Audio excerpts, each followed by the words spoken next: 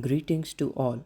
This is Atharva Kulkarni along with my teammates Sumit Jadhav and Dhaval Mahajan, and we are here to present our project called MeetUpVESIT, which is basically an umbrella platform for managing the events, wherein we have included the recent upcoming events, for example Visit Sports Council's Urja, and listed all the technical societies, that is CSI, IEEE, ISA and ISTE.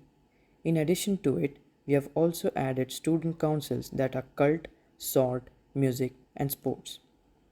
Now, this is the part of admin login who has got the access to add and edit the events. We have already by default listed 3 admins.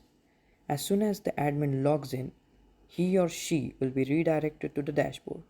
To log in, he or she just has to fill the email and the password. Admin dashboard is the place where the admin has got the options to add, edit and remove any particular event. Now I will show you how to add any event. Let's say that IEEE admin has decided to conduct a blockchain workshop. He or she just has to choose the council, the date on which the workshop will be held, the registration link, the event poster, and some description about the event. When the admin submits, the event gets added to the existing list. In a similar manner, I can create another event by adding the event name, the event category, date on which the event will be held, again the registration link, the event poster, and some description about this new event. In this manner, the admin can keep on adding the events one after the another.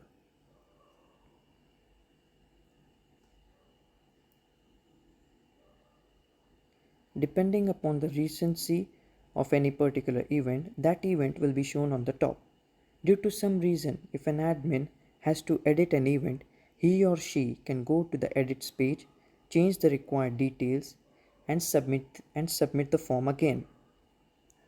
The changes that are done in this form will be reflected back in the existing list. Now, if an event has already been conducted in the recent past, then admin has got the privilege to remove that event from the dashboard. Going to the events page, the view events page is basically for the users or students who want to register for an upcoming event. Now, coming to the student login, the student has to first register himself so that his name gets added to the database.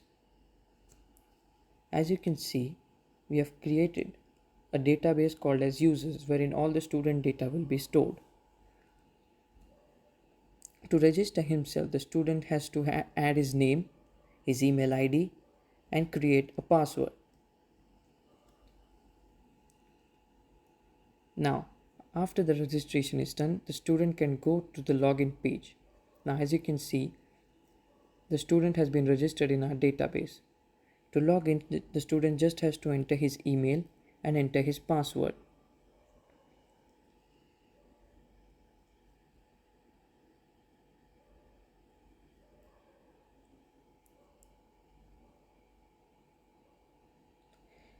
The student will have the access only to view the event and register for the same. The registration link will be a simple Google form which the student has to fill in.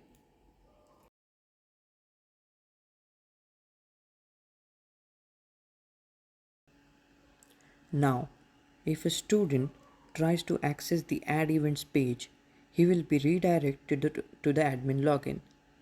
Since he is not the admin, he has not got the right to edit or add any event.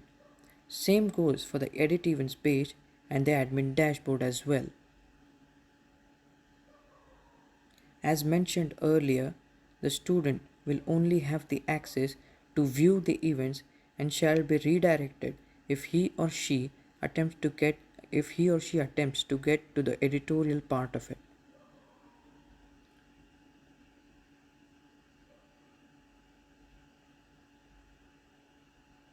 Thank you.